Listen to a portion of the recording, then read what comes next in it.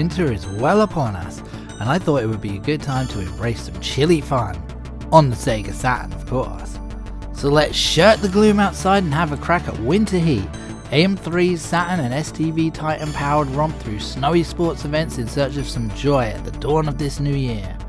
Having spent some time with the game's well-loved predecessor, I was well aware that the bar was set pretty high for this one. Featuring a full 60 frames a second, all presented in the Saturn's high-res mode, Athlete Kings, or Decathlete to our American and Japanese friends, was a decent title that was well received by critics and fans alike.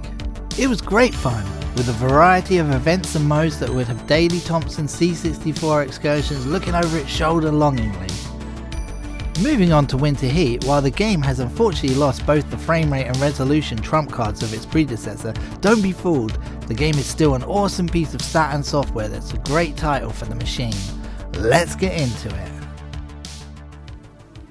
Winter Heat at its heart is a sports title set across 11 exhilarating events. The manner in which you tackle these events is decided on the title menu and range from casually being able to jump into any game you so desire, right up to more serious event structures with qualifying and taking on world records.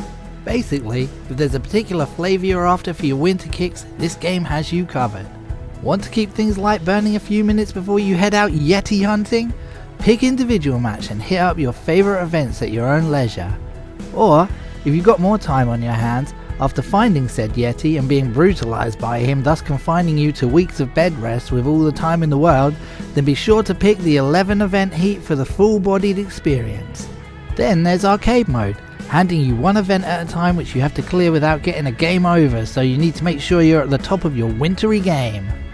Or, if there are events you find particularly loathsome, then skip those mothers out entirely as you build your own snow-drenched itinerary in custom heat, whereby you can cobble together your own schedule and fine-tune the fun to your heart's desire.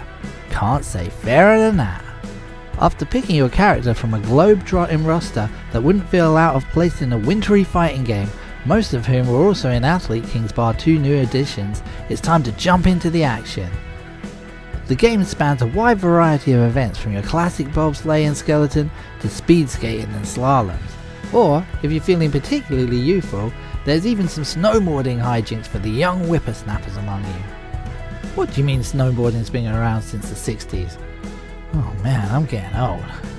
Anyway, each game details the controls prior to getting you started, so they at least hand you a set of armbands before they drop you in at the deep end, which actually really helped with my old man memory after alternating a few of the events.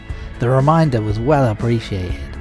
And while you're probably not going to quite be setting the record books alight straight out of the gate, with practice you start to understand the intricacies of what you're being asked for and gradually begin improving with each passing crack of the whip.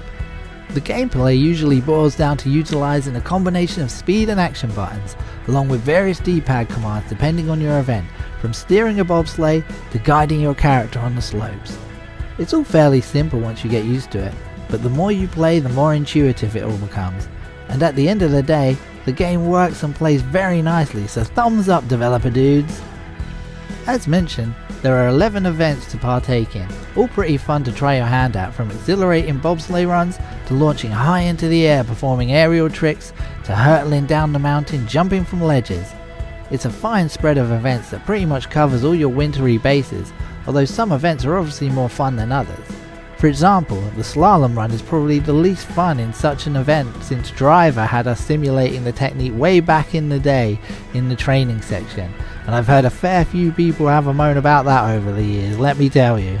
The mashing and timing of the action buttons when you pass the flags felt pretty weird to me, and I don't think I ever really quite got to grips with it. Probably one to drop for the Dibs Olympics in my custom game. All the other games though I loved. Skiing down the mountain was pretty exhilarating, with testing terrain that's fun to navigate. It's all over the show, starting from lofty highs, swerving, weaving and speeding downhill, and featuring bigger drops than our video analytics. It's great fun, and competing for those elusive records really fueled that one more go feeling of any good game worth its salt. I particularly enjoyed the ski jumping event, where I fulfilled my dream of soaring like a bird on the wing, just like underappreciated hero of yesteryear, Eddie the Eagle Edwards. You see that Eddie the Eagle Edwards? Yes.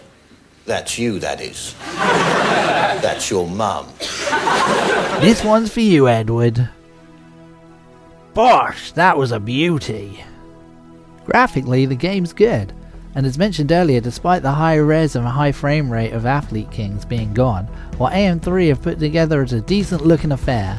With well realised characters and areas, along with an impressive draw distance, the game looks the part, and the visuals allow for a grandiose sense of scale in the events and areas that immerse you well in the scenes. And while specs wise it's a little more Fighting Vipers than Athlete Kings Virtua Fighter 2, the whole thing comes together nicely and leaves for what I find to be a pretty nice looking game. Sound wise, the roar of the cheering crowd add to the experience, with your character enveloped by rapturous applause after her successfully executed events, and the obligatory sighs for a particularly painful looking crash landing that would have fails of the week channels foaming at the mouth.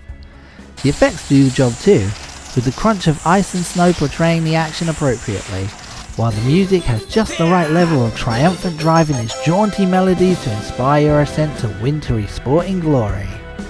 As always with titles of this nature, one standout feature in the game is the inclusion of multiplayer, which really adds a great deal to the proceedings.